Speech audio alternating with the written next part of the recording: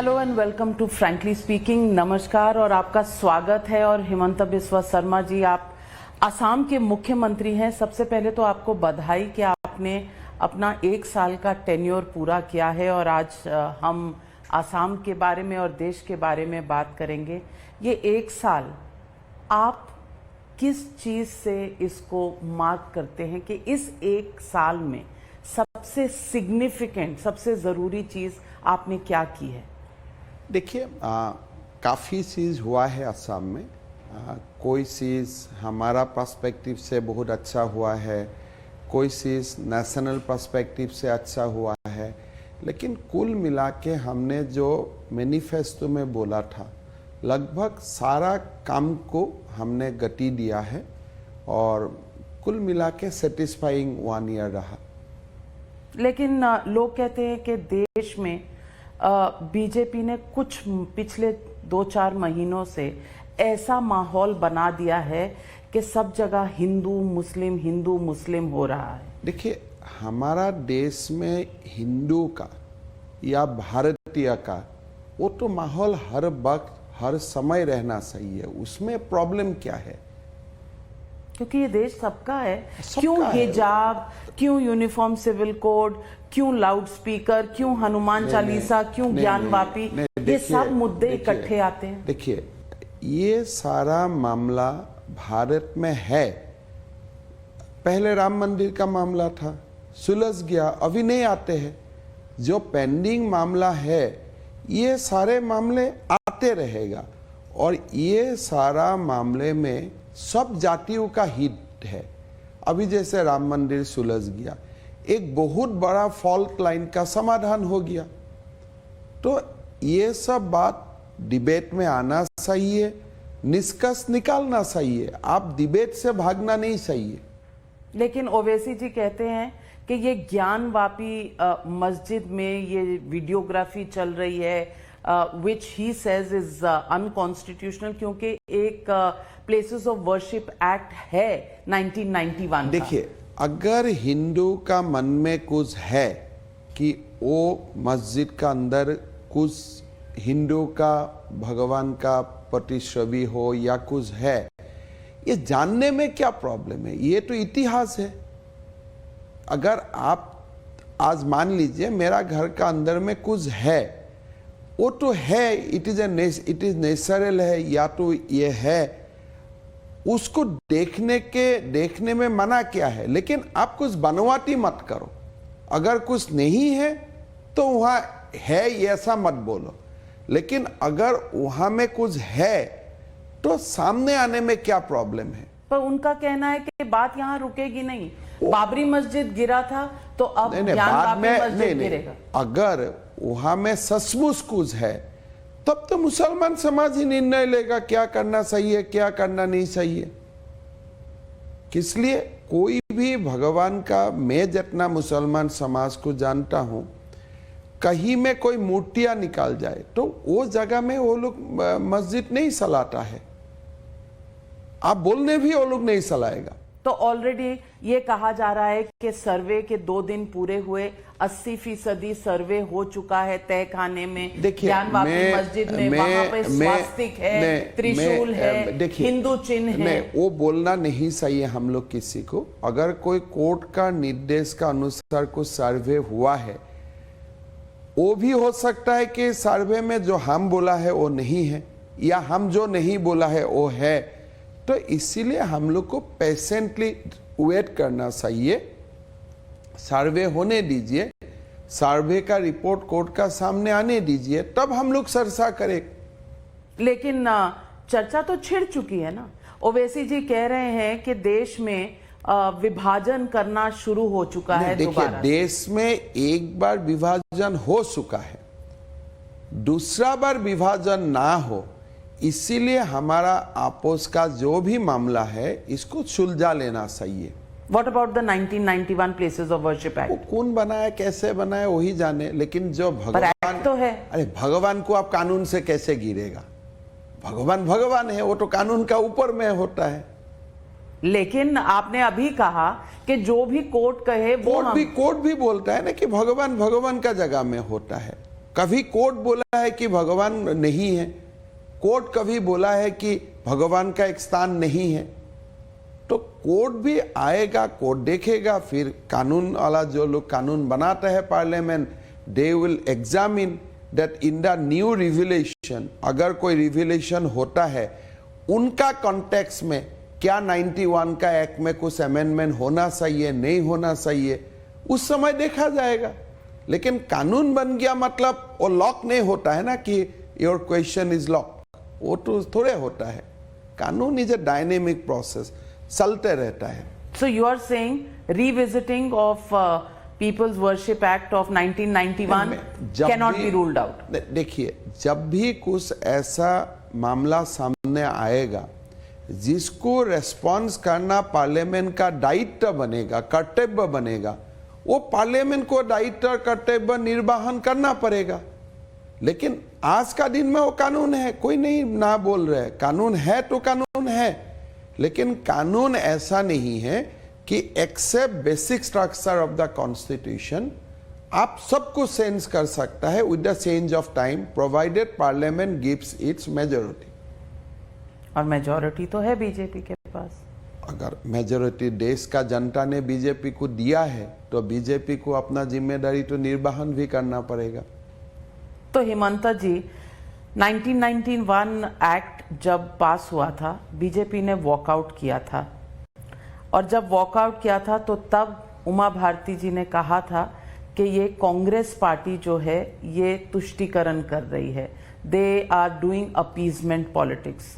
Do you believe that the act of 1991 is part of appeasement? देखिए, कांग्रेस ने जो भी काम किया, ये आज क्यों कांग्रेस का नाम सुनने से लोग चिढ़ता है? Because Congress has work against the civilisation, Congress has done everything to destroy the ancient civilisation and install a new western model of secularism with appeasement as a cornerstone। तो इसीलिए जो भी काम हुआ वो काम में लोगों का मन में दुख रह गया कि भाई आप लोग क्यों इतना अपीजमेंट करता है। जो लोग अपीज कर रहे हैं वो लोग भी नहीं चाहता है कि हमको इतना अपीज करे। कांग्रेस दोनों तरफ लूज किया, एक तो अपीजमेंट किया, हमको अच्छा नहीं लगा, और जिसको अपीज किया वो भी बोलता है भाई हमको क्यों इतना अपीज कर रहे हैं, थोड़े हम वोट बैंक है, हमको शिक्षा दो, हमको स्वास्थ्य दो, हमको नौकरी दो, हम तो ये नहीं चाहता हूं। तो कांग्रेस का दोनों हाथ से लड्डू निकाल गया। आप कांग्रेस में थे इसलिए ना हमको बीजेपी आना पड़ा। मैं अगर कांग्रेस में ही हमारा सिविलाइजेशन का सम्मान होता था तो कांग्रेस छोड़ के कौन आता था, लेकिन नहीं हुआ, नहीं हो पाया।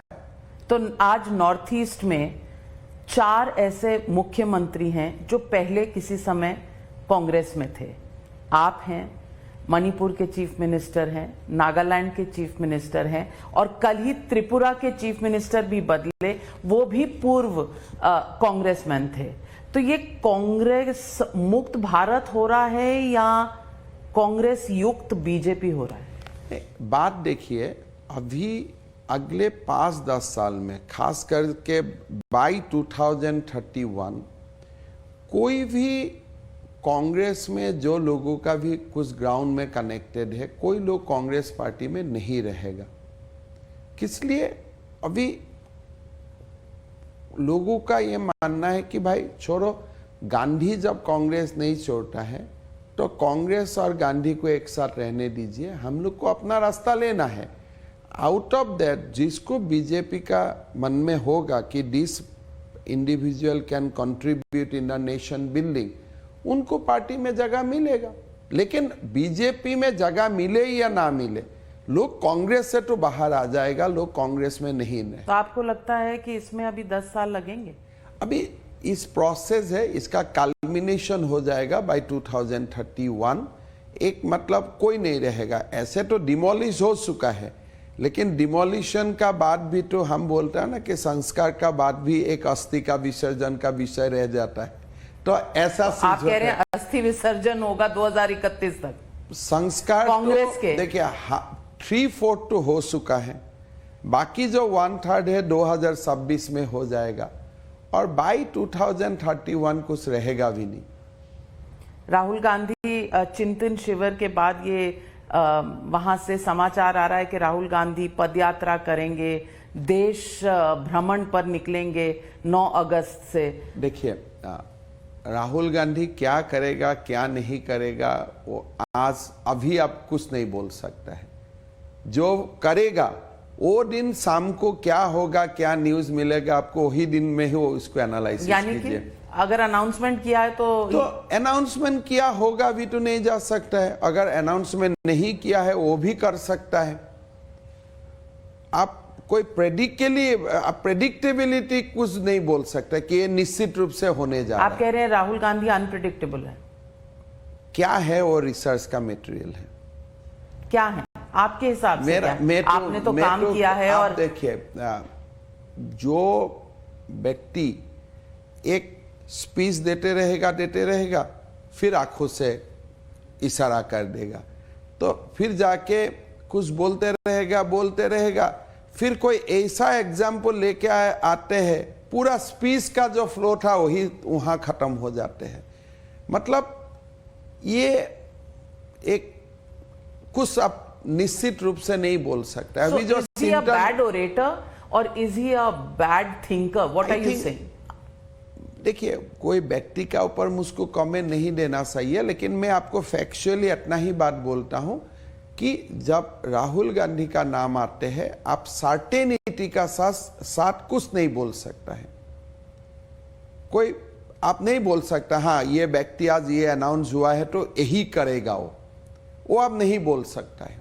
यानी कि भरोसे लायक नहीं है। अभी देखो पार्लियामेंट में कानून पास किया, वो गया फटाफट प्रेस क्लब में तोड़ के कानून फाड़ के चला आया। वो कोई अनाउंसमेंट करके नहीं किया कि मैं वो करने वाला हूं, या कोई डिस्कशन नहीं किया। पर वो तो पुरानी बात हो गई, कोई नया उससे तो कोई रिफॉर्म भी आपने नहीं देखा है। उससे कोई बेहतर एक कुछ निकाल के आया है पुराना बात से। You think Priyanka Gandhi Vadra is a better Congress person? देखिए, फैमिली का ऊपर मैं कमेंट नहीं करना चाहता हूं, ये अपना फैमिली का मामला है और हमारा उसमें क्या है। कांग्रेस चिंतन शिविर करे, कांग्रेस जो करे उसमें हमारा क्या लेना देना है। पर कांग्रेस ने यह भी कहा है कि वो डायनेस्टिक पॉलिटिक्स एंड करेगा, 1 फैमिली 1 टिकट। देखिए, dynasty and that family politics is deeply rooted in the Congress culture. उससे कांग्रेस बाहर हो ही नहीं सकता है। And this is a culture up to the panchayat level, right from the top to the down. आप देखिए, आज एक फैमिली का मां अध्यक्षा है, बेटा डी फैक्टो अध्यक्ष है और बेटी महासचिव है। तो और 4th नंबर फैमिली में है कौन? अगर है वो भी पार्टी में आ जाएगा।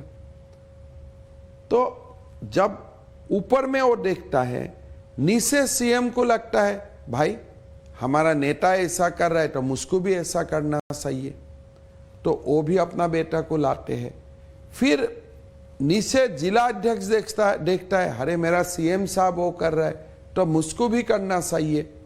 तो ऐसे जो एक पूरा चेन बना, उसी से लास्ट 20-25 साल कांग्रेस पार्टी में वो मेन स्ट्रीमिंग हो चुका और उससे कांग्रेस बाहर नहीं हो सकता है। They will only try to find out way to legitimise that, which they have done through the 5-year rule. नहीं, उनको ही करना पड़ेगा because that is the main stay in Congress politics. और वो खाली गांधी को मैं सिंगल आउट नहीं करूंगा। It will be unfair for me कि खाली गांधी ही परिवार राजनीति करता है, वो नहीं है। पूरा ऊपर से नीचे पूरा एक चेन बन चुका है और अभी वो चेन से अगर वो लोग बाहर आ जाते हैं तो वो जिले में कौन रहेगा, वो स्टेट में कौन रहेगा? उसका कारण क्या है? हर लोग ये पंथ में जुड़ गया है। तो इसलिए कोई ना कोई लेजिटिमाइज करने का प्रयास चलेगा and that is the culture of Congress. इससे बहुत ज्यादा वो लोग को बोलने से भी फायदा नहीं होता है। Himanta Biswa Sarma, I also want to go to the issue of Assam. Assam में भी आपने पिछले कुछ दिनों में 2-3-4 ऐसी बातें कही हैं जिससे एक खलबली सी मची है। यूनिफॉर्म सिविल कोड, आपका स्टैंड क्या है? आप कहते हैं यूनिफॉर्म सिविल कोड लाना चाहिए, नहीं तो एक मुसलमान आदमी बहुत सारी शादियां करेगा। तो आपका बेसिक यूनिफॉर्म सिविल कोड का जो ऑब्जेक्टिव है कि मेंस राइट्स शुड बी कर्टेड। देखिए, मेरा बात एकदम सिंपल है कि अभी जब हम जितना चर्चा करता है, मुसलमान महिला को लगता है कि comparative to the Hindus our rights has been compromise. एक अगर हिंदू बालिका को आप देखें टुडे, उनका पास अपना पिता का प्रॉपर्टी का इक्वल राइट्स होता है। कोई हिंदू व्यक्ति कानूनन दूसरा बीबी घर में नहीं ला सकता है, लेकिन every day our Muslim girls are suffering out of that. उनका पास अगर 3 शादियों तक वो क्वेश्चन भी नहीं कर सकता है, पिता का आपको जो प्रॉपर्टी है उसमें आपको अधिकार नहीं मिल सकता है। साथ में आप जब तलाक भी होता है, you will not get the same kind of share of the properties जो हिंदू बालिका को या हिंदू बेटी को मिलता है। तो इसीलिए यूनिफॉर्म सिविल कोड हिंदू का इश्यू नहीं है। यूनिफॉर्म सिविल कोड देश में होना चाहिए मुसलमान समाज का बेटियों का उत्थान के लिए। ये बात एकदम, आप अगर इतना आप सेकुलर है, इतना आप लिबरल है और इतना आप लोहिया का बात बोलता है, राम मनोहर लोहिया या जो भी हमारा देश का जो देश बनाया था वो व्यक्ति का आप आदर्श का अनुसरण का बात करते हैं, लेकिन अब मुसलमान बेटियों को न्याय नहीं दिला सकता है तो हो नहीं सकता है। सो तलाक से मोदी जी ने शुरुआत किया था, एम्पावरिंग मुसलमान गर्ल्स, और uniform civil code will be a very big step in that direction. Assam में कब होगा? देखिए, मैं ये असम यूपी का बात नहीं करना चाहता हूं, मैं पूरा देश को, पार्लियामेंट को अपील करना चाहता हूं कि यूनिफॉर्म सिविल कोड जल्द आप ले आइए। पर ये कॉन्स्टिट्यूशनल अमेंडमेंट है, प्रॉब्लम क्या है? सब करेगा, कौन नहीं करेगा? सारे बीजेपी सबको तो मुसलमान महिलाओं का वोट चाहिए। अच्छा, तो ये वोट के लिए है? अरे एक तो आप न्याय से अन्याय करेगा तो आपको वोट नहीं देगा, न्याय करेगा तब वोट देगा, वो जरूरी नहीं है, लेकिन अन्याय करेगा तो आपको वोट नहीं देगा। तो इसलिए कांग्रेस में सपोर्ट, पहले वो एडुकेशन नहीं था, मुसलमान महिलाओं का मन में वो कॉन्फिडेंस नहीं था, लेकिन वो लोग को भी अभी मालूम हो गया। देखिए, हम 10 का रास्ता में 9 तक पहुंच गया हूं, अभी 9 से 10 आने का समय जो भी हमको विरोध करेगा उसका खिलाफ हम चला जाएगा। तो इसीलिए ये कानून मेरा लगता है इजीली पास हो जाएगा, कॉन्स्टिट्यूशनल अमेंडमेंट भी बहुत ही इजीली पास हो जाएगा। So is it on the agenda? Is there an internal thinking? होना चाहिए, अभी है कि नहीं है, I can't speak on behalf of parliament, लेकिन यूनिफॉर्म सिविल कोड देश में होना चाहिए। मुसलमान महिलाओं को अगर देश में न्याय मिल जाते हैं, तब जो भारत का संविधान का एक बहुत बड़ा अनाउंसमेंट था कि we will ensure social justice, उसमें सामाजिक न्याय का रास्ता में एक बहुत बड़ा अचीवमेंट भारत को मिल जाएगा ये स्वाधीनता का 75 वर्ष में।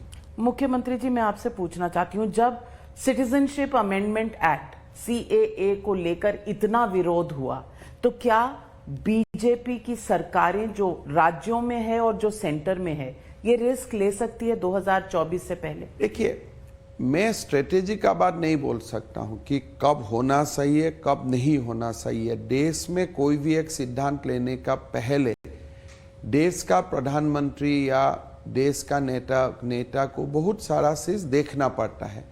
आई am not speaking on behalf of government of India, but I am espousing the cause of Muslim women, कि भारत का मुसलमान महिला, But it's not just about Muslim women. Hindu undivided family का भी डेफिनेशन चेंज होना होगा, चाहिए। इनकम टैक्स एक्ट भी चेंज देखिए, होगा। हिंदू में तो रेजिस्टेंस है नहीं, तो हिंदू मेल्स और हिंदू समाज में महिलाओं को न्याय मिले उसमें कोई दो मत नहीं है। कोई एक दो व्यक्ति का अलग मत हो सकता है, लेकिन I am for giving 100% rights to my daughters. कोई उसमें मेरे में कोई झिझक नहीं है, मेरे में कोई डाउट नहीं है, और वो होना सही है। जो हम आज मुसलमान महिलाओं के लिए बोल रहा हूं कि देखिए, आपका हस्बैंड को 3 शादी नहीं करना चाहिए, लेकिन इसका मतलब ये नहीं है कि हिंदू को करना चाहिए। Uniform means it is uniform. तो 3 एंगल में कम से कम कि एक महिलाओं को या एक पुरुष को एक से ऊपर शादी करना इजाजत नहीं देना चाहिए। ये तो तुरंत होना चाहिए। बेटियों को प्रॉपर्टी में इक्वल राइट्स मिलना चाहिए, ये तो तुरंत होना चाहिए। और कम से कम जो एक तलाक होता है या डाइवोर्स होता है, उसमें वाइफ का राइट्स कम से कम 50% होना चाहिए। प्रॉपर्टी हो, जो भी जॉइंट प्रॉपर्टी था या ड्यूरिंग द मैरिज जो आप प्रॉपर्टी एक्वायर किया था, उसमें 50% का अधिकार होना चाहिए। तो ये तो मैं मुसलमान महिला और बेटियों का बात आपको बोल रहा हूं। मैं एम्पावरमेंट ऑफ विमेन, ये होना चाहिए नाविका जी। देखिए, आज मेरा असम में मुसलमान लोगों का, दो जो believe in Islam, is around 36%। अगर 36% महिलाओं का पास अधिकार नहीं है, if they are not part of the social justice ecosystem, तो मैं किसके लिए मैं सामाजिक न्याय का बात कर रहा हूं? It cannot be Hindu monopoly. सामाजिक न्याय हिंदू का मोनोपोली नहीं हो सकता है। It must go and it must include the women or girls and daughters of Muslim also. So how do you respond to the charge against you? आपके ऊपर आरोप लगता है कि आप नेशनल रजिस्टर फॉर सिटीजनशिप इसकी बात करते हैं, और ये जो पूरा चला था रोका गया, और आपने कहा एक आइडेंटिटी कार्ड होना चाहिए जो इंडिजिनस मुस्लिम्स हैं। ये मुसलमान की प्रोफाइलिंग नहीं होगी? नहीं, प्रोफाइलिंग तो है। अगर असमी और बंगाली का प्रोफाइलिंग है, तो मुसलमान समाज में प्रोफाइलिंग मैं नहीं किया हूं, वो तो प्रोफाइलिंग हमेशा से है। अगर आप बार बार हिंदू का कास्ट सिस्टम का बारे में बात करता है, और हिंदू का कास्ट सिस्टम के लिए आप आर्टिकल ऊपर लिखता है, he is a Brahmin, he is a Kshatriya, election analysis करता है, ये जगह में कितना राजपूत है, कितना ब्राह्मीण है, कितना SC है, कितना आदिवासी है, वो आप लिखता है। लेकिन मुसलमान समाज में भी वो डिवीजन है, आप तो वो कभी नहीं लिखता है। और उसका कारण मुसलमान समाज में जो दबा कुचा है, वो लोग हमेशा दबा कुचा बन रहा है, इसलिए उनका बारे में कोई नहीं लिखता है। अभी असम में 3% आर इंडिजिनस मुसलमान। जब लोग एनालिसिस करता है, बोलता है हिंदू इतना है, ब्राह्मीण इतना है, क्षत्रिय इतना है, ST इतना है, मुसलमान इतना है। तो मुसलमान लोग हमको पूछता है, भाई हम तो इंडिजिनस मुसलमान है, हम 3% है, तो हमारा बारे में तो कोई लिखे। और बाकी बांग्लादेश, बाकी they have migrated from Bangladesh, but not all have not come post 1971. Many people have come pre 1971 also.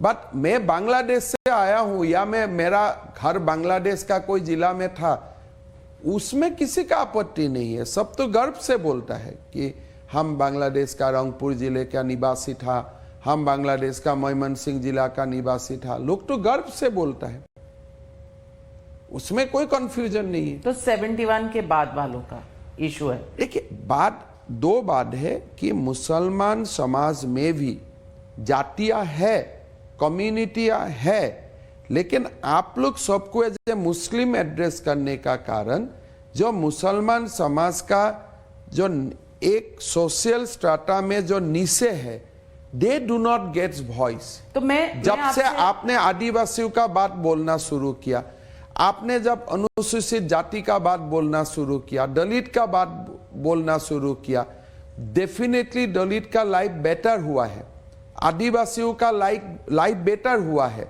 और वो बोलने में कोई किसी ने मना नहीं करा है, किसलिए अगर वो लोग एक्सप्लॉइटेड है वो कीजिए। क्योंकि आप और आसाम में सबसे बड़ा जो कंट्रोवर्सी या मुद्दा है डिबेट का वो ये है कि वहाँ की जो पॉपुलेशन का जो कॉम्पोजिशन है वो बदल रहा है, यानी कि Muslims are increasing and the indigenous are decreasing.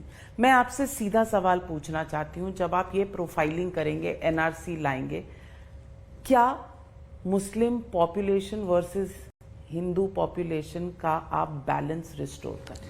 देखिए, कोई बात संभव नहीं है।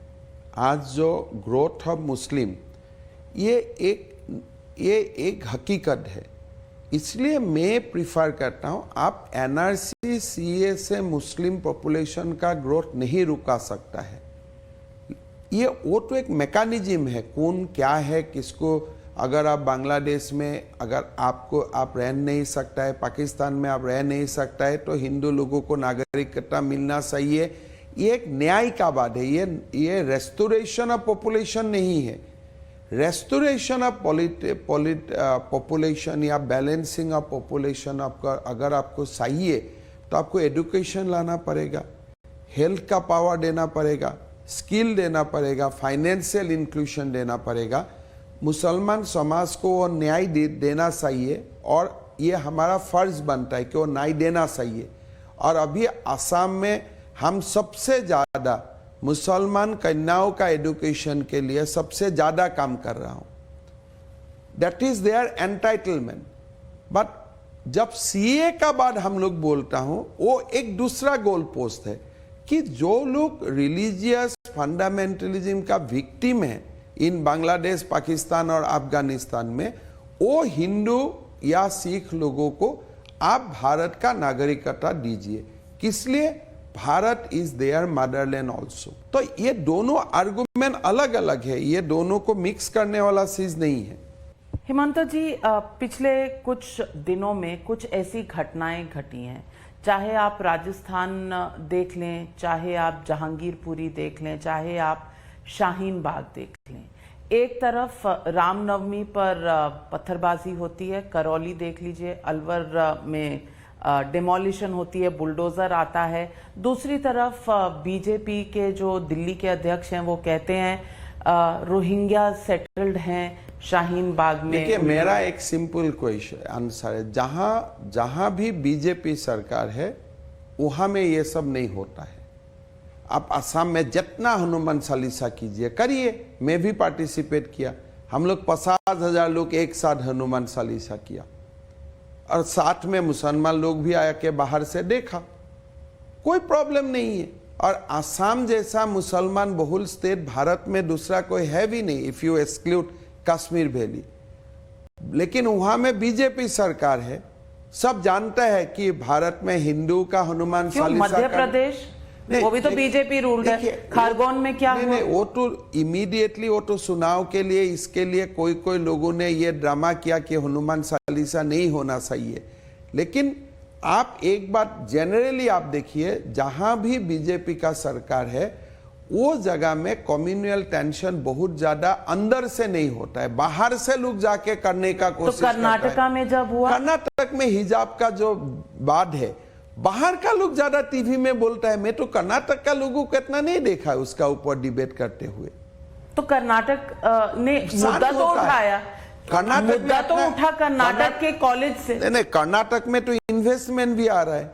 कर्नाटक में कॉलेज का मुद्दा था, वो कॉलेज में ही सीमित था, आपने लाके ये देश का मुद्दा बना दिया। हाँ, आपने मतलब मीडिया, लिबरल और सेकुलर लोगों ने। अच्छा, वो कौन है, उनका क्या डेफिनेशन है? उनका जो है, जो आप भी चैनल में उनको हमेशा न्यूज आवर में फ्रैंकली स्पीकिंग में मिलता रहता है। देखिए, कर्नाटक का कॉलेज का एक मुद्दा है, हिजाब पहनना नहीं पहनना। कोर्ट ने बोला भाई यूनिफॉर्म पहनो, हिजाब मत पहनो, घर में जाके जो पहनना है पहनो। एक कॉलेज का इशू है, आप लाके देश का इशू क्यों बना दिया? इतना कितना कॉलेज का इशू बनते रहता है, कॉलेज यूनियन का डेली झगड़ा चलता है, कॉलेज का स्पोर्ट्स मीट का बाद झगड़ा सटा, ये सब तो देश का आपकी एजेंडा पार्टी में ने नहीं आता है। जेएनयू का इशू देश का इशू नहीं बना दिया? अरे जेएनयू में अगर कोई बोलता है कि भारत हमारा देश नहीं है, वी वांट फ्रीडम, वो तो एक सेडिशन का मामला बन जाता है। That's a completely off a different footing. और जब वहां से पूरा नेशनल पॉलिटिकल लीडर्स लेफ्ट लोगों जाके वहां में लंगर पाट बना लेता है, तब तो नेशनल इश्यू बनता है। लेकिन एक स्कूल का 2 छात्रों का बीच में कंफ्यूजन था कि भाई मुझको किसी ने बोला हिजाब पहनो, कॉलेज का प्रिंसिपल बोला यूनिफॉर्म पहनो। ये सिंपल सा डिबेट था। कॉलेज का प्रिंसिपल ही एक साथ सबको बैठा के समझा देता था, भाई बेटी अभी यूनिफॉर्म पहनो, क्लास करने में अच्छा होगा, घर में जाके हिजाब पहनो।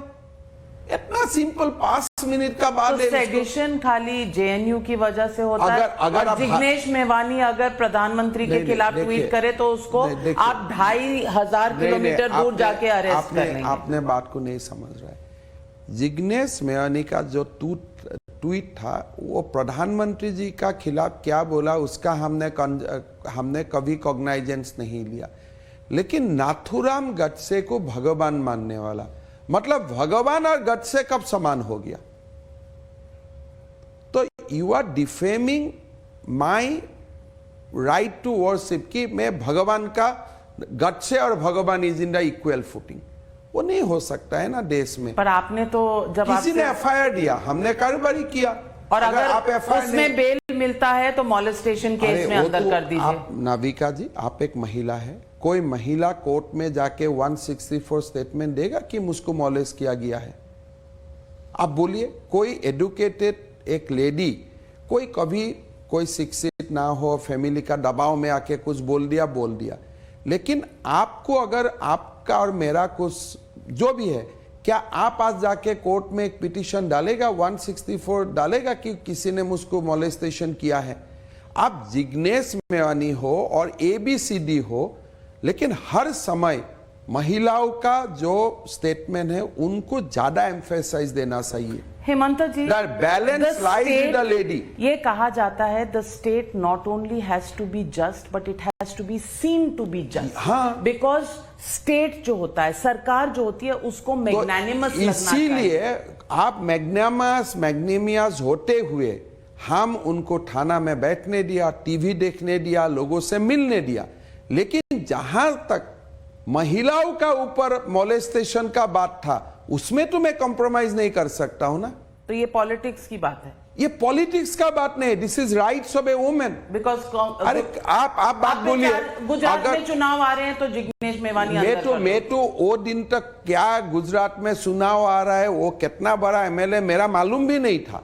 हाँ, आपको तो नाम भी नहीं मैं कुछ भी मालूम नहीं था। गया था तो आपने कहा वो कौन है? मैं आज भी आपकी पुलिस जाती है 2500 किलोमीटर। वो तो मेरा अनुमति का जरूरत नहीं है ना। मेरा पुलिस राजस्थान जाते हैं, मेरा पुलिस यूपी जाता है। अभी आप आसाम पुलिस को देखिए। आज जब मैं आपको बात कर रहा हूं, कम से कम 6-5 टीम भारत का बहुत कोई स्टेट्स में है। किसने सारे जो इंटर स्टेट क्राइम है उसके लिए हम लोग एक नेटवर्क का अंदर काम कर रहा हूं। Even congressional state also help us. State like Rajasthan has handed over many criminals to us. तो वो एक अलग बात है। लेकिन जब मेरा पास कंप्लेन आते हैं कि मेरा ऊपर मॉलेस्टेशन हुआ है, तो क्या आप उनको संज्ञान में आप नहीं लेगा? तब काल अगर कोर्ट पूछता है कि आप क्यों इसका संज्ञान नहीं लिया, तो कोर्ट बेल दे दिया तो ठीक है, लेकिन हम संज्ञान नहीं लेता था और वो महिला कोर्ट में चला जाता था, तब मेरा क्या होता था कि भाई वो कोई जिग्नेश मेवानी है इसलिए आप उनसे कारोबारी करने का आपने हिम्मत नहीं रखा। थोड़ा सिंपलिस्टिक एक्सप्लेनेशन। बहुत सिंपलिस्टिक मामला है कि भाई जब महिलाओं का ऊपर कुछ होता है उसमें आप टूट पड़ो। पी चिदम्बरम जी ने आप पूरा किया। टूट पड़ो। कभी उस जैसा लोगों का खिलाफ जो भी कंप्लेन आता है महिलाओं का खिलाफ, कोई महिलाओं का मोलेस्टेशन करना, रेप करना, आपका नीति 0 टॉलरेंस का होना चाहिए। मैं तो पहुंच जाता हूं जो घर में बलात्कार होता है उस माँ पिताजी महिलाओं को मिलने के लिए, भाई पुलिस अच्छा से इंक्वायरी किया ही नहीं, then I constitute special court, और जब तक फांसी का सजा नहीं होता है मैं छोड़ता नहीं हूं। बिकॉज जो समाज में माँ और बेटी का सम्मान नहीं होता चिदम्बरम है। ने कहा है इसीलिए प्रथा शुरू हो गई कि पंजाब देखिए, पुलिस दिल्ली चली जाती है देखिए, और ये- आपके बीजेपी वालों को भी उठा लेती है। पी चिदम्बरम एक बहुत बड़ा जूरिस्ट थे, या वो क्लेम करता है मैं बहुत बड़ा जूरिस्ट हूँ। एक स्टेट से एक स्टेट जाके पुलिस को क्रिमिनल को अरेस्ट करना, ये भारत में वो हमेशा चल रहा है। ओनली जूरिस्ट नहीं, वो पूर्व होम मिनिस्टर जो भी है उनका समय में कम से कम 5 लाख लोग ऐसा होगा जिसको interstate police has arrested. Tripura मासदेव अरेस्टेड फ्रॉम असम। तजिंदर बग्गा तब क्यों कहा किडनैप नहीं हो नहीं, गया? आपको लोकल पुलिस को इन्फॉर्म करना चाहिए, आपको ट्रांजिट रिमांड लेना चाहिए। There is a procedure prescribe in CrPC. जब मैं गुजरात गया या जब मैं राजस्थान गया, अभी एक नादिम नाम का एक लड़का को हम लोग अरेस्ट किया था कोई एक दूसरा क्राइम में, हमारा पुलिस राजस्थान पुलिस को जाके रिपोर्ट किया, फिर राजस्थान पुलिस का साथ मिलके हमने कोर्ट में रिमांड एप्लीकेशन डाला, फिर रिमांड मिला, फिर असम में लेके आया। ऐसे भी जब जिग्नेश मेवानी का अरेस्ट का समय हुआ, अब जब पीछे जाके मैं इसको एनालाइज किया, हमारा पुलिस ने पहले गुजरात पुलिस को इन्फॉर्म किया, फिर लोकल कोर्ट से रिमांड लिया, फिर लेके आया। हम कोई चोरी सुपरी जाके दूसरा स्टेट में लोगों को अरेस्ट नहीं करता हूं, कानून है, law has, there is a prescribe law in CrPC. तो चिदम्बरम साहब को मैंने ट्वीट का आंसर दे दिया कि boss I have followed all the law. हाँ, आपने कहा don't compare apples and oranges. वही बात है। तो आजकल हॉर्टिकल्चर नहीं, जरूरी है। असम में horticulture is a very big industry, होना चाहिए।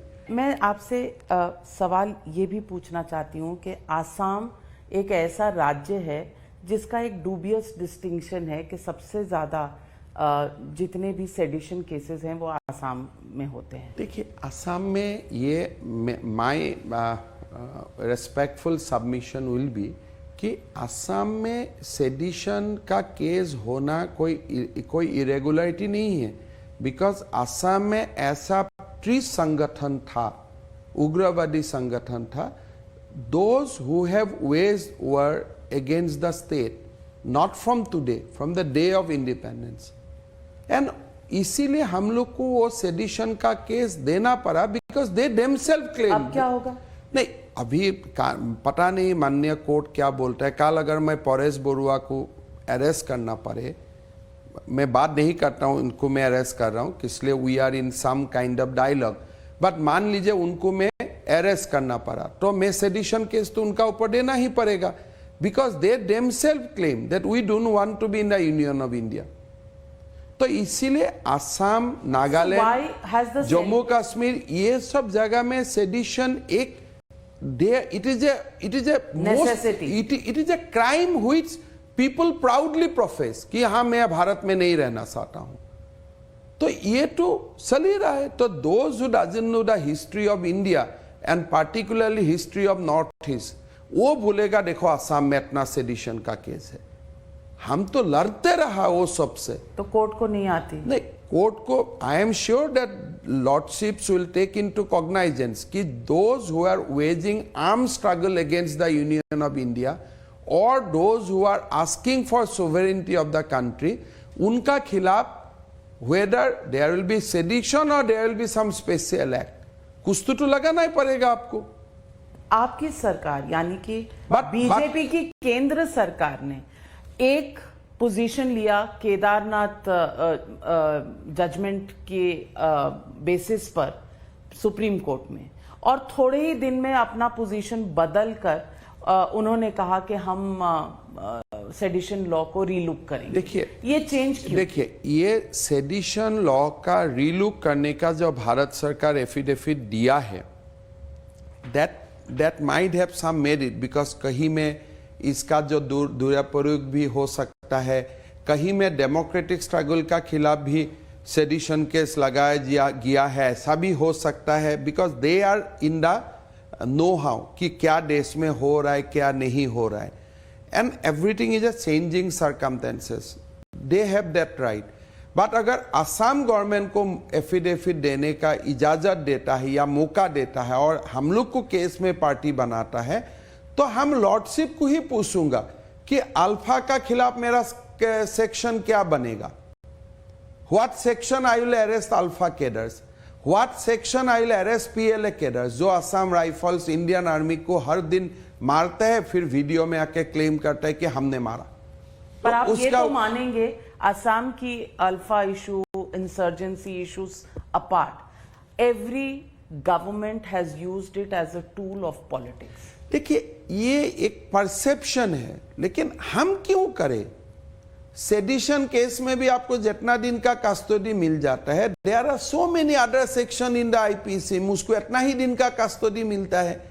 ये सब इंटेलेक्चुअल एक डिबेट होता है। प्रैक्टिकल लाइफ में लोग इतना नहीं सोचता है कि भाई इसको सेडिशन डालो तब ज्यादा दिन मिलेगा। आपकी सरकार ने डाला है, बीजेपी सरकारों ने यूज किया है। देखिए, मैं यही बोलना चाहता हूं कि ये कोई ब्रेड एंड बटर वाला इशू नहीं है।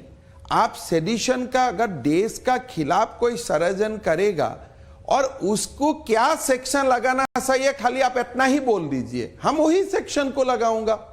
आपका कोई एक सेक्शन का नाम आप सेडिशन बोल के आपका मन वहां में टैग हो गया तो ठीक है, आप मत लगाइए।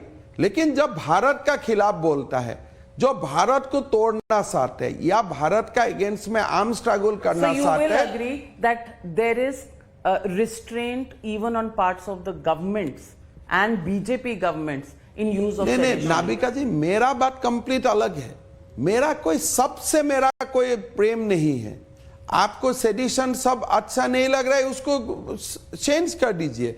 लेकिन सुप्रीम कोर्ट को या देश का पार्लियामेंट को कोई तो मुझको वेपन देना पड़ेगा to fight against the people who are fighting war against India.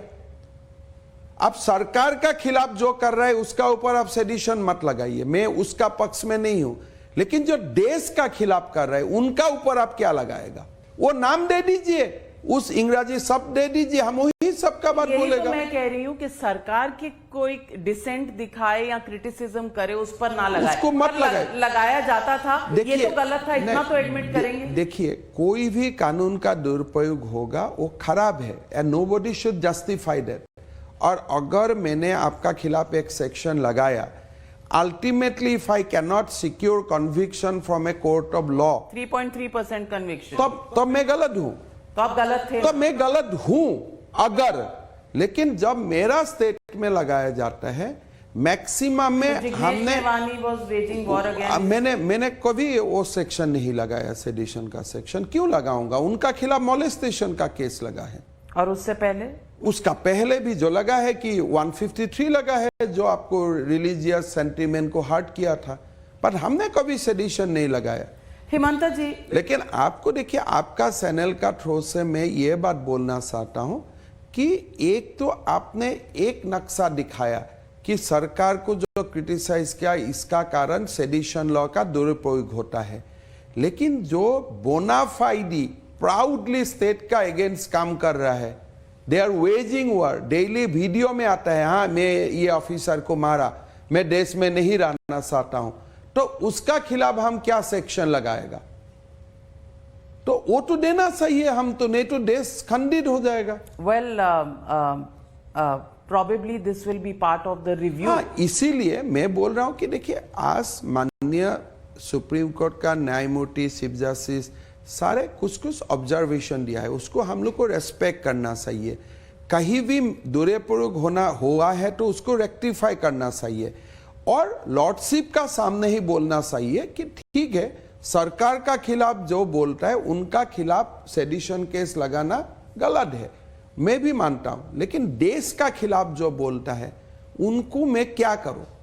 Definitely they will give answer, parliament will give some answer. Himanta, लेकिन मैं बैक टू बैक आता हूं, जहां असम में सेडिशन केस लगा है, कोई पॉलिटिकल लीडर्स का खिलाफ नहीं लगा है, यह बराबर अल्फा का खिलाफ लगा है, यह बराबर पहले जब डिस्कशन का पहले एनडीएफबी का खिलाफ लगा है। योर पॉइंट बीइंग कि महाराष्ट्र में लगता है, तो मैं दूसरा स्टेट का ऊपर कमेंट देने का मेरा पास कोई इंफॉर्मेशन भी नहीं है, and I am not competent. लेकिन हम जो किया, हम गर्व से बोलता हूं, यह करना मेरे लिए जरूरी था, नहीं तो आज असम इतना पीसफुल रहता ही नहीं था। Assam would have been gone out of Indian map long back. मैं आपसे पीपल हैज फॉट वॉर, मेरा पुलिस ने जान दिया, मेरा आर्मी ने जान दिया, और these are real battle we are fighting.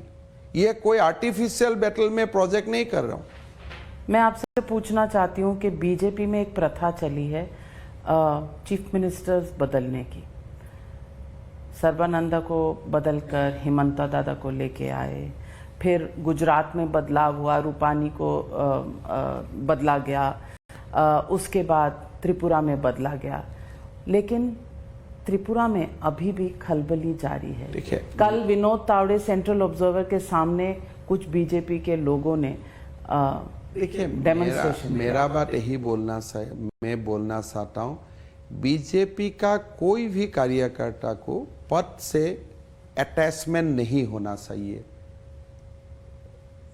मैं कुर्सी में बैठा हूं, आप जितना बार मुझको हेमंत जी बोलोगे मुझको अच्छा लगेगा, मुख्यमंत्री जी बोलूंगा तो मुझको अच्छा नहीं लगेगा, इसलिए I don't seem to be attached with this post. एक जिम्मेदारी है, कल नहीं है, पर होता तो है अटैचमेंट, होना नहीं चाहिए, लेकिन पर वो तो फिर साधु महात्मा बन जाने के व्यक्ति होने का नाते अटैचमेंट मेरा हो जाता है, लेकिन डी अटैचमेंट का प्रैक्टिस करना ही सनातन धर्म है।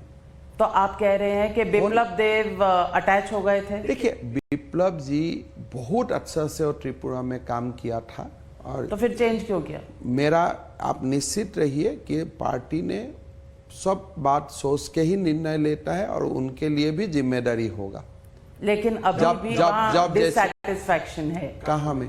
त्रिपुरा में। मेरा नहीं लगता है कोई डिससैटिस्फैक्शन। वीडियोस वायरल है। देखिए, कोई एक व्यक्ति ने कुछ बोला था, सुबह में उनसे बात किया था, बोले दादा काल गुस्सा में था, क्या बोल दिया पता नहीं, अभी मेरा देश में मेरा नाम आ गया। वो भी सुबह सुबह दुख कर रहा था। नॉर्थ ईस्ट का लोग बहुत ही सिंपल होता है, दे डू नॉट, सब कोई जब मन में आता है बोल देता है, बस इतना ही है। तो आप उसको तो मन में तो आ रहा था कि गलत हुआ। देखिए, मैं आपको यह सरसा नहीं करना चाहता, लेकिन उनका वो सीएम का इश्यू में वो नहीं बोला था। कोई एक वही सभा में कोई दूसरा व्यक्ति का ऊपर उनका गुस्सा आके वो कुछ बोला था। आप अगर वीडियो सुने, उसमें कोई सीएम चेंज वाला रेफरेंस नहीं था, वो एक दूसरा था, दोनों व्यक्ति का व्यक्तिगत कुछ था। तो लेकिन सुबह में उनसे बात किया, क्या था काल, क्यों इतना टीवी में आ गया? बोले दादा क्या करें, अब हमको सबने रिकॉर्ड कर लिया। हिमंता दादा, मैं फिर पूछना चाहती हूँ कि बीजेपी की सरकारों पर और बीजेपी पार्टी पर आरोप है कि आप असली मुद्दों से लोगों को भटका रहे हैं। एम्प्लॉयमेंट की बात नहीं करते, महंगाई की बात नहीं करते। देश भर में शाहीन बाग, ज्ञानवापी मस्जिद, एक बार हिजाब। देखिए, लोगों का सबसे पहला, लोगों का रोजमर्रा का जिंदगी, महंगाई से लोगों को दूर निकालना, ये सरकार का फर्ज होता है। तो इसीलिए प्रधानमंत्री जी समय समय पर, अभी कोविड का जो वीडियो हुआ उसमें भी प्रधानमंत्री जी ने अपील किया कि स्टेट्स को कि आप फ्यूल का दाम कमाइए, डीजल का दाम आप रिड्यूस कीजिए। मतलब हमेशा price rise is in the back of mind, why not front of mind? Rupee at the lowest level, inflation at the highest level. Remember Manmohan Singh. मैं आपको बोलना चाहता हूँ कि ये सब बात का ऐसा नहीं है कि मैं अगर जस्टिफाई करना चाहता हूँ, लोगों को लगता है कि I am justifying price rise. मेरा काम है प्राइस राइज से लोगों को निकालना, and I am just humbly saying that effort is continuing and that effort will continue. Meanwhile, मंदिर मस्जिद नहीं, अयोध्या तो झांकी है, काशी मथुरा बाकी। नहीं, देखिए, दोनों को आप एप्पल और ऑरेंज को आप इकट्ठा मत कीजिए। वो आइडेंटिटी का मामला भी एक इशू है, और वो हमारे लिए पूरा एक परमानेंट इशू है। प्राइस राइज तो आज कहीं में वार हुआ है, कल कम हो जाएगा, कल लोगों का एक that is a economic issue.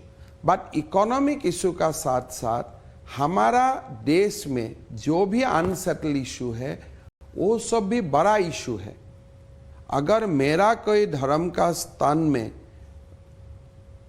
कोई गलत हो रहा है, या जो नहीं होने वाला हो रहा है, वो भी मुझको दुखाता है। मुझको एक पक्का रास्ता आप दे दीजिए, विकास हो गया।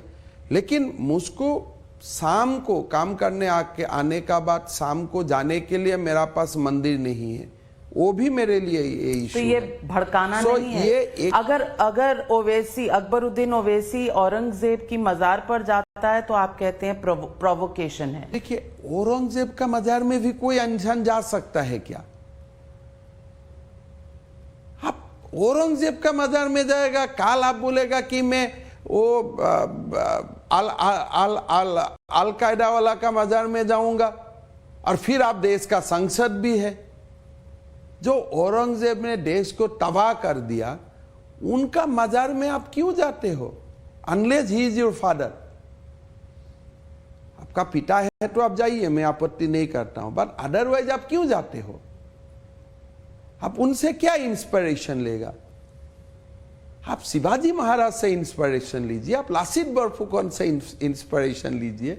आप क्या औरंगजेब से इंस्पिरेशन लेगा तो देश को आप क्या औरंगजेब का जमाना में लेके जाना चाहते हो? तो आप जब सड़कों के नाम बदलते हो बदलना तो सही है। तो आप औरंगजेब के नाम नहीं, पर बदलना नहीं सही है क्या?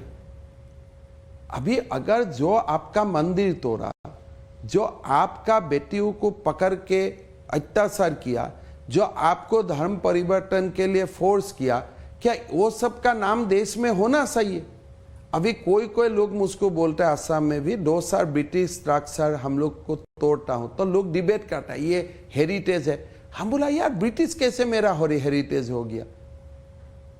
ये तो हम लोग का ये सिंबल ऑफ आवर स्लेवरी, उससे बाहर निकालना चाहिए जितना हो सकता है जल्दी। तो पार्लियामेंट तोड़ देते हैं, नॉर्थ ब्लॉक साउथ ब्लॉक तोड़ देते हैं, वो तो देखिए वो सब डिबेट का बात है, मैं दिल्ली का बात नहीं बोलता हूं, लेकिन असम में मैं कोशिश करता हूं कि जितना स्लेवरी का सिंबल है जल्दी जल्दी उससे हटे। तो स्लेवरी से याद आता है कि इसीलिए कभी थॉमस कप में आपसे बात करते करते ये आ रहा है कि थॉमस कप में जीत गए हैं हम। नहीं, देखिए ये एक बहुत बड़ा उपलब्धि है और हमारा बच्चा लोग ने बहुत अच्छा खेला है, तो माय कांग्रेचुलेशन टू एवरीवन। अभी सुबह ही मैं बातचीत करता था, तो I mean it is a very big achievement for the country, proud moment for the proud country. moment for the country. Hemant दा, बातें बहुत हैं, शायद फ्रैंकली स्पीकिंग पार्ट 2 के लिए एक ओपनिंग रखते हैं। आज हमसे बात करने के लिए आपका बहुत बहुत धन्यवाद। लेकिन आपसे राजनीतिक फ्यूचर 2024 में क्या होगा, इस पर अभी बातें बाकी हैं। शायद फिर मिलेंगे और फिर बात करेंगे। देश में मैं यही चाहता हूं और देश में ही होना चाहिए कि अभी जो डिबेट हो रहा है उसको आप निगेटिवली मत लीजिए। ये सब डिबेट रिजॉल्व हो जाना चाहिए, और जब ये सब डिबेट, सब मस्जिद खत्म करके मंदिर बना देना चाहिए। डिबेट को रिजॉल्व हो जाना चाहिए। मैं नहीं बोला हूं मस्जिद तोड़ के मंदिर बनाइए। जब डिबेट रिजॉल्व हो जाएगा, जितना ओन था वो खत्म हो जाएगा। नया राष्ट्र भारत का एक जो अश्वमेध का यात्रा है वो शुरुआत हो जाएगा। ये सारा इशू एक बार खत्म हो जाने दीजिए, और उसमें कोई भी तकलीफ मत पाइए कि भाई कोई लोग मस्जिद का मामला उठा रहा है, कोई लोग रोड का मामला उठा रहा है, कोई लोग स्कूल का मामला उठा रहे हैं। अगर वो पेंडिंग मसला है तो उठाने दीजिए और खत्म कर लीजिए। और मोदी जी का समय में ही बीजेपी का ये जब अभी जो स्थिति है, जो इकोसिस्टम बना है, यही समय अच्छा है देश का सारा समस्या खत्म हो, देश विकास का रास्ते में आगे बढ़े। वो हम भी कहते हैं टाइम्स नाउ नव भारत पे कि अब बदलेगा भारत, बदल रहा है। यस। तो पेंडिंग इश्यूज को डिबेट करिए, रिजॉल्व करिए, डिबेट करिए, रिजॉल्व कीजिए, कोई वायलेंस मत कीजिए। इश्यूज को इतना में मत लेके जाइए कि हम लोग आमने सामने बैठ के बात नहीं कर सकता हूं। बातचीत, संसद को उपयोग कीजिए, मीडिया को उपयोग कीजिए, हेल्थी डिबेट कीजिए, कोर्ट में गुहार लगाइए, लेकिन इश्यूज को रिजॉल्व कीजिए। इश्यूज को ठंडा बक्सा में मत रखिए, और इशू को रिजॉल्व करके हिंदू मुसलमान सब मिल के देश का बनाने का काम में लग जाइए। हेमंता जी, on that thought and on that hope, thank you very much for joining me on Frankly Speaking. Thank you.